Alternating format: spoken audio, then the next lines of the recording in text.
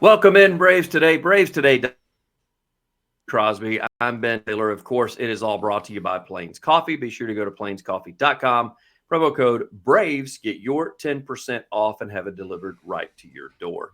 Lindsay, is the Houston Astros right now are probably not what they should be, but still a sweep is a sweep. And the Braves were able to secure that this past week, took extras to do it on the final day. And they did so without getting the best of performances out of Fried, but they did get a great performance out of Lopez. And so it's just one of those things where they're, I don't want to say a hot team right now, but anytime you sweep a former champion, you probably are hitting on some good cylinders, especially as far as the lineup is concerned.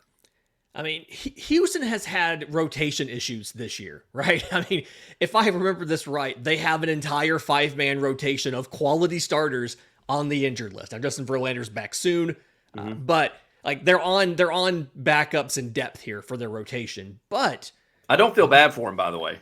Oh yeah, no. But I'm gonna say, like, this is a team, like we talked so much last year about how all of those division winners that had the buys and everybody, how all of these top seeds lost in the first round last year. The exception was the Astros, who have practically lived in the ALCS. So anytime you go into their house and get a sweep, especially given the way the pitching lined up, where you were going to have Darius Vines and you did not know what you were going to get. A lot of Braves fans were hopeful about him, so was I, but you did not know what you were going to get. And then Lopez and Fried, it worked out really well. The offense, we're still not seeing the home run production like we saw last year. I mean, here on the off day, you've got 18 home runs. That is 6th place in the National League for homers. But you're in a scenario, I mean, you're still scoring plenty of runs, and you did it in clutch moments. You had big innings in the 9th inning against Josh Hader, and then against a different high leverage reliever in the first 2 games.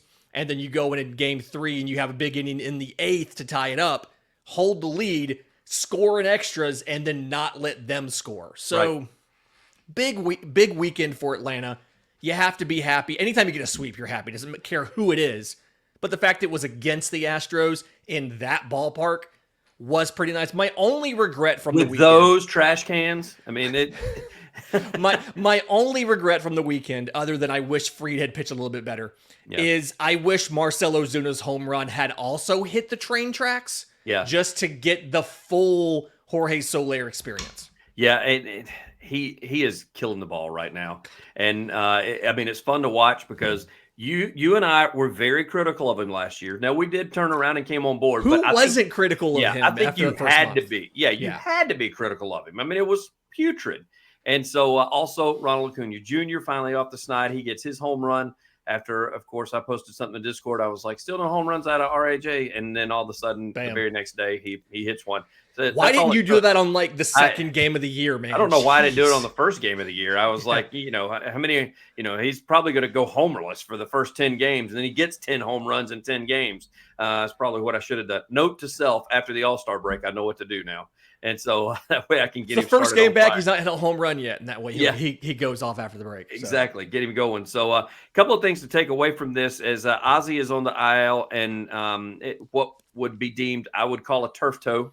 It's broken. It's broken. Don't get it wrong. It's broken. I saw one doctor comparing it on, it was an article got shared on Twitter. Said this is equivalent to what a football player would suffer as far as a turf toe is concerned. Yeah, it's a small fracture on the toe. He played through it, and a lot of that, in retrospect, and I've seen things like this before myself. In retrospect, it was while the cleat is on, kind of holding everything together. Yeah, together. Yes, it hurts, but it's not so bad where you have to come out of the game. But when the game was over, it was painful. He was limping. That prompted the MRI and everything, and turns out, there you go, x-rays, everything showed the break.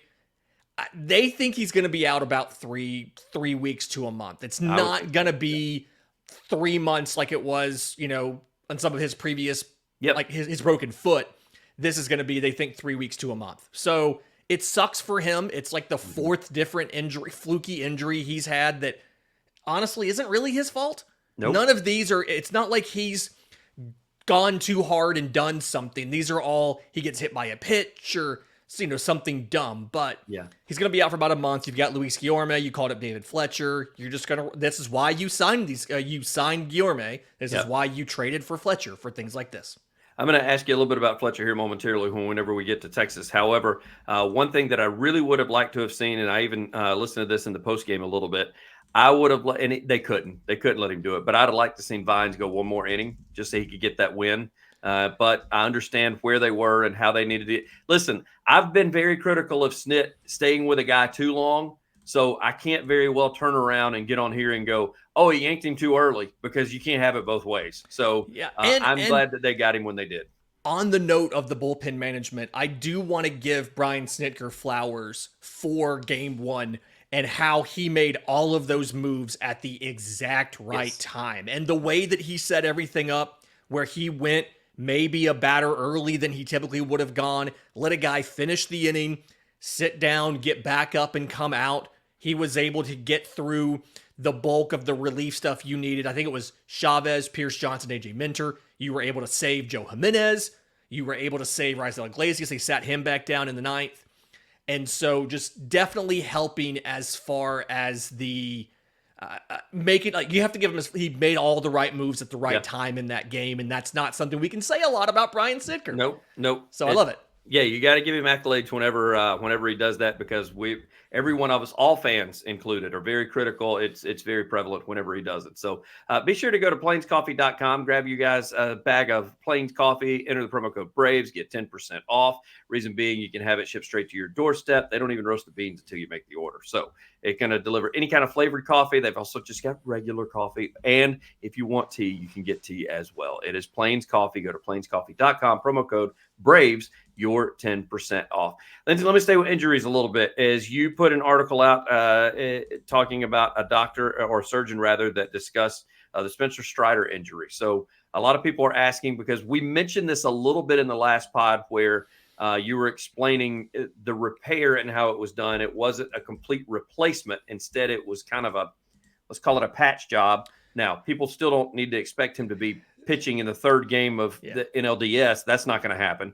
But it is not as bad as we probably thought it was. Yeah. So to clarify kind of some terms here, when you have a second procedure on your UCL, that procedure in general is called a revision, right? You've already had it repaired once. This is a revision. But then your options are a UCL reconstruction. That is Tommy John surgery. That is what we think of when a guy has his Tommy John, and it's, the 14 to 18 months kind of time frame. Yeah. It's called a reconstruction. He had a UCL repair using the internal brace. And again, the whole article's out there at bravetoday.com, but the Dr. Theodore Blaine from the Hospital for Special Surgery up in New York City kind of broke down for me some of the factors that go into this, how, yes, a second procedure is it is tougher for athletes to come back from that, and some of the reasons why, as well as what having that internal brace could mean for Spencer going forward, as far as an additional structure in the elbow to help with some of the additional forces that come in, things like that, to kind of help prevent. And then he talked about something really interesting, which I went into out after our conversation. I went in there and elaborated in the article.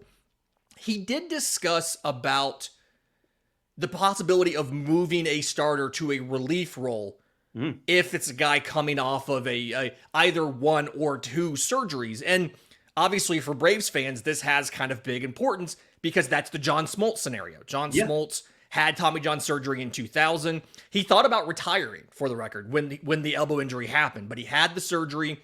Turns out he got a phone call from Tommy John telling him to have the surgery. So he had the surgery, he came back as a reliever, and 2002 led all of baseball with 55 saves, third place Cy Young finish, went back to the rotation for 2005, and was the first, and I think still the only player to have Tommy John surgery and be inducted in the Hall of Fame. So now granted, that was his first, this is Strider's second, but this in no way means this is the end of Spencer Strider's career, or that there's no way that he comes back and pitches at the same level. Is it Do a lot of guys either struggle to come back compared to a first surgery or come back to the same level?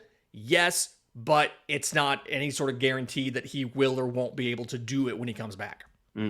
So he the good news is everybody seems to sound positive on this. It's just they also are positive that they need to not rush it, let him take his time. Like you said, the suggestion of maybe doing the bullpen to start with, then maybe moving to a starter role. I know Braves fans don't want to hear that because they're going, oh, so now we're looking at 2 years before. And that was more general, necessarily than Strider specific. And a lot of this, he's not saying Strider's medical record. This wasn't specific to Strider. This was kind of general. But he also talked about other steps you could do as far as adjusting during the rehab process to relieve the to make it easier to come back and relieve the possibility of re-injury or of not coming back to the same level of performance. It's a really interesting conversation, and I did the best I could to pull out the relevant bits and put it in an article. It's about 1,000 words. It won't take you more than about 7-10 minutes to read at most. So go check it out on bravestoday.com.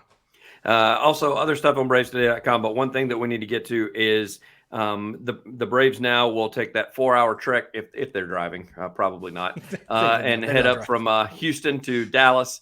And this is a home Arlington series. To Arlington. Oh, that's right. They flew home. Right. This is a home series this weekend. Yeah. Yep. And so going to be in Atlanta. Excuse me. And good to be home too, by the way. Yeah. And so don't have to take that tough Texas brisket, which by the way is absolutely horrible. I'm just going to tell you. My sister went to school in Austin. It was awful. Franklin's not all it's cracked up to be. And so they will be at home. And the good news is that was him, not me. Yeah, exactly. Sleeping in their own beds again. But what Texas team do we get that's coming in? Because I know pitching wise, rotation wise, we're getting some of their best. But as far as what we see out of this Texas Ranger team, what team was going to show up and face our guys? They've been in a bit of an offensive deficit entering this week, and they are playing as we record this. I believe I saw them hit one home run in this game, and it's one of the few. They have not hit very many, not hit for a lot of power this week. They've been struggling a little bit. They are 10-9 as of right now. Again, they are on while as we record this. By the time you listen to this, the game will be over, and we don't know the result. But you're getting some decent pitchers, right? Andrew Heaney doesn't have great results so far, but has historically been a good pitcher for them. Nathan Eovaldi on Saturday is pitching very well right now. Yes. And then you get Michael Lorenzen, who still newer to their rotation. They brought him up for a start. They're going to, he was signed as a free agent this offseason. They're going to have him there for a little while. But you're getting good pitchers from them. They've got the bullpen's better than it was. They do have old friend Kirby Yates there as well. He's one of their primary setup men. He pitched the 8th inning in the game I watched on, was it Tuesday? He pitched the 8th inning. I was watching some of their stuff after the Braves finished, just trying to have an idea of where they were right now. So it's an improved squad from the group, for the most part, that won the World Series, too. They don't have Jordan Montgomery, no, but they've added Wyatt Langford, one of the top prospects in all of baseball. They added Evan Carter full-time into the lineup. It's a really good lineup. They are missing some guys to injury, Josh Young at third base. But it's going to be a really good test for Atlanta. You beat Houston, who is struggling this year. You've got a Rangers team who is not amazing, but they're not terrible. You've got them at home for 3 games. Let's see what you can do. Quick heads up. We do this every time this comes up. Weird broadcast options this weekend. Oh, right? I know. It's so Friday night is Apple TV Plus. Yep. Reminder, they have a free trial if you have not yet signed up for one. But also reminder, on Apple TV Plus, you can choose to listen to the Braves radio feed synced to the game video. It's fantastic. Saturday, Bally Sports South, like normal. Sunday night, ESPN, Sunday Night Baseball. Speaking of Sunday Night Baseball, we were talking about throwing Elder in that slot. Is that still a possibility or no? So they have announced Darius Vines is the starter for Sunday. So it's Andrew Heaney versus Chris Sale on Friday night, battle of the lefties. Nathan Eovaldi and Charlie Morton on Saturday, and Michael Lorenzen and Darius Vines on Sunday. Vines pitched really well in his, again, he was one out short of qualifying for a win, but pitched well. Bryce Elder went the next day for Gwinnett, So Elder's roughly on the same schedule as Vines now. If Vines has some sort of stumble, Elder is primed to be able to come up and replace him. But I thought Darius Vines pitched well enough to get another outing. The team agreed, and he is announced as the starter on Sunday. I want to get back to injuries a little bit because I did see O'Brien came out with an article about Shawn Murphy, how they're still going to take it easy with him and not get back too fast. He did say, Murphy himself said, he's still not running, he's still not swinging a bat, he is walking, and he's doing some various exercises, but he is trying not to injure it worse, so he's out more throughout the year. On the note of Shawn Murphy's injury and the hospital for special surgery, I also have an article out. Shawn Murphy was not available to the media when I wrote this article, but we have an article out talking to a specialist about oblique injuries and how it affects being a catcher and swinging and things like that. So that's available on BraveToday.com as well. But this is something, they're taking it very slowly. And what Dr. Wang told me, Dr. David Wang, was that the biggest issue you have is really with the swinging. Like, yes, playing catcher is physically demanding, but it's going to be hard for him to aggravate the oblique behind the plate. The issue is going to be swinging. And knowing what we know about the Braves, the big thing behind Shawn Murphy is every swing is a max effort swing, right? He does not half-ass any swing. No. Every swing is a max effort swing. So he's another guy where you have to take it slow. And that's what the doctor told me. He's like, if you progress and load the muscle too quickly after injury, even if the pain is better, it's really easy to re-injure that muscle. And he's the guy that is going to swing at max effort, so you have to take it slow with him. But Chadwick Tromp is playing surprisingly well as the number 2 catcher. They're doing more of an even, not quite even, but a 2-1. Travis d'Arnaud takes 2 games of the series. Tromp gets 1. Whereas when Travis d'Arnaud was out for a month last year, Shawn Murphy took almost every single start behind the plate. They're distributing that a little bit more. Probably some acknowledgement that Travis d'Arnaud is in his upper 30s. But either way, I'm not too incredibly worried about it. I will say, though, and just because I have to think about this, you've already kind of gone to some of your high-quality depth in the middle infield with Luis Guillorme playing every day and David Fletcher up, and then now behind the plate. You still have high-quality depth at the corner infield. You have Luke Williams. You signed Yuli Gurriel. He's at the complex in Florida. Currently getting conditioning there so he can go to Gwinnett and play. You signed another veteran catcher in Sandy Leon. He's like 37. And you've got some outfield options in Gwinnett, although I believe it's Eli White's on the injured list. But you've already kind of tapped into that middle infield depth. And so hopefully there's no other middle infield injuries. Orlando Arcia has the best batting average on the team. He's raking right now. I know he is. And it's so weird to think about, like, he might be the most valuable or the hardest to replace Brave right now. It's hard to think about that, but he legitimately might be because he's playing both offensively and defensively at such a high level that if you lose him and you're playing David Fletcher every day, it is a much bigger drop-off than if you have to swap out Jared Kelenic for Adam Duvall or vice versa on an everyday basis. Yorme wasn't great from the plate. Do we see a little bit more of Fletcher in this series? Snit did talk about they're going to play the matchups a little bit more. That was something David Fletcher didn't show up until during the game, just having to get from Gwinnett to Houston. So Yorme had to play. He ended up playing all 3 games because he started at shortstop one day. But they did indicate they're going to play the matchups a little bit, so we'll see what happens. I think some of that, too, may just be Yorme didn't get any live at-bats since they broke spring training, right? No, not at all. Yeah, he was like, hey, get off the bench and come and play. He didn't play in a single game until he got that shortstop start on Monday, and then he ended up playing Monday, Tuesday, and Wednesday. So you could see him do more. Again, you have a lefty on the mound on Friday and a righty on Saturday. Yep. So if you're going to platoon those guys, I think we'll know by the second day if they plan on platooning them or not. Yeah, I think one of the lines in the broadcast was, are we sure he even took batting practice before the game? I know they were just joking, but when they said that, I mean, I was like, they got a good point. I mean, I was on the field for the home opener weekend when they were taking batting practice, and Luis Guillorme, 1, told me my beard was great when he walked by, which was that's a good call. I said the same thing to him because his beard's also awesome. Yeah. But 2, He's got a decent bat. He can really get some out of here when he gets the pitch he can hit. I think some of it's just he wasn't seeing live pitching for so long since spring training broke. That was probably what held him back a little bit. I think he'll have a decent game on Friday. That's my prediction before we get to our picks. That's just my prediction. He'll have a decent game on Friday. I will say this. He didn't get the benefit of any calls.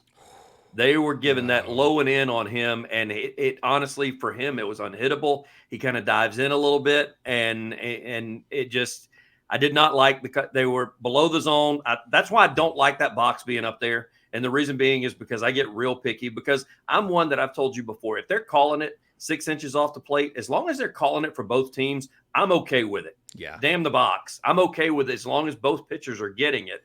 However, we weren't getting the down and in on the lefties, and poor Guillorme was getting rung up left and right on the down and in. So that's my soapbox. I went sweep Houston, and it happened. There's no chance I'm going to do that back-to-back. So because I don't think we're going to do 6 in a row.